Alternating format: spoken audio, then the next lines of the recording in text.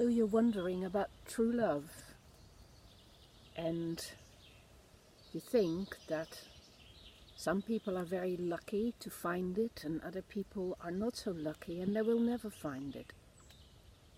But I don't think it works like that. I think we're all in this world to learn to love ourselves and to learn each other, and that is quite a difficult challenge to do so. It's not easy to love yourself, and it's even harder to love another.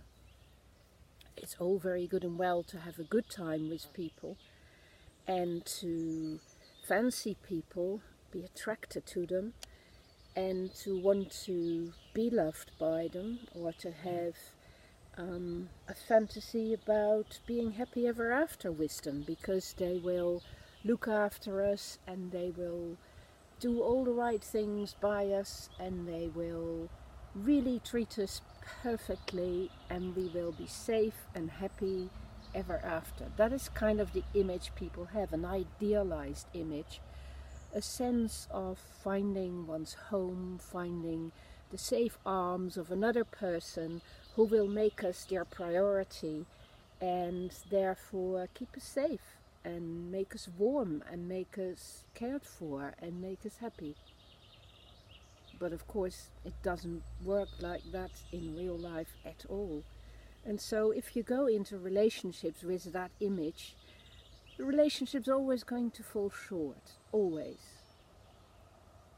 Because nobody can actually act like that with another person. It's hard to keep ourselves safe, let alone keeping another person safe. To create a relationship between two people, you need two people who can love themselves and look after themselves, who can be autonomous, can look after their own needs, and then have extra spare capacity to reach out to another.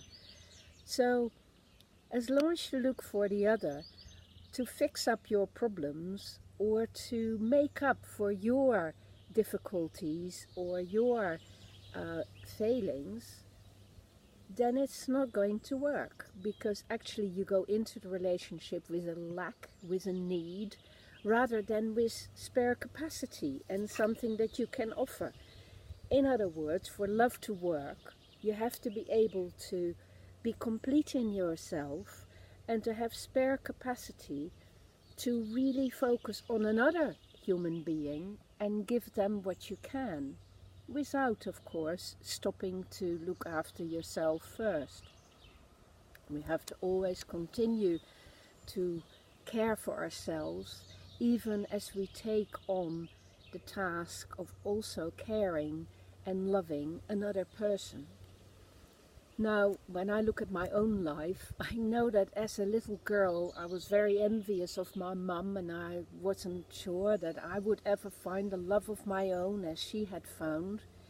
But when I grew up, I came to see all the mishaps and difficulties in my parents' marriage, and I realized it wasn't anything like what I had fantasized it was when I was a little girl.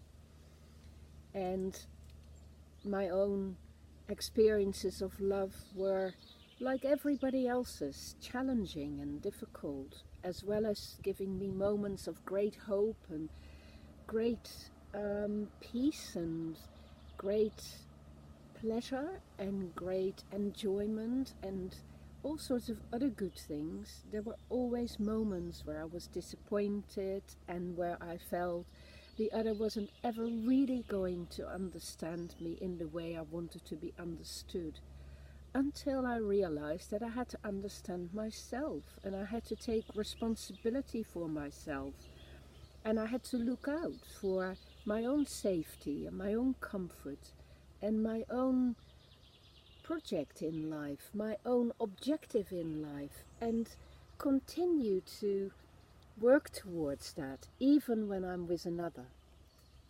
And of course I also had to realize that when I'm with another person, they need to be able to do that too, and they need to be able to take responsibility for themselves and have the freedom and the space to be able to do that.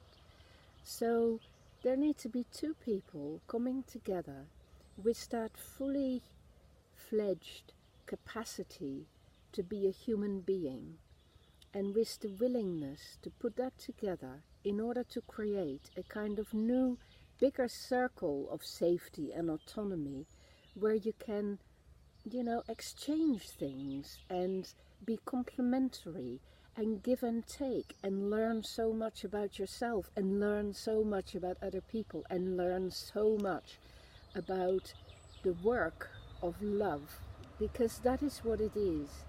True love is a project that is long-term and that has many different phases to it and many different obstacles and challenges and disappointments. And if we commit to that, it may still go wrong because some big catastrophe may befall us, but it's always worth it, because to learn to be loving in the world is kind of one of the only things that really makes human existence full of light and full of good things. When you are creating that kind of relationship with another, it's not about what you look like to the outside world or appearing to be a wonderful couple. It really is about learning that you can rely on each other and on yourself to always do for the best by both of you. And also, of course, if you have children, by the rest of your family. It becomes more and more inclusive. And when there is spare capacity, there might even be a little bit of extra love spare for other people outside of that family circle. And I think the objective of human society should be for us to create greater and greater units of people who care for each other in that way and look out for each other in that way. And so true love is certainly possible. It should be our main objective, in a sense, in the world. And if we could make love and peace the objective of everything we do with each other, the world would very quickly become a much, much more pleasant place to live in. So I wish you the ability and the care to look after yourself and to find a way to be more caring and more loving and considerate in all your relationships, and out of that may grow a special relationship which you will discover is about learning to love truly, truly, strongly, firmly and determinedly. Take care.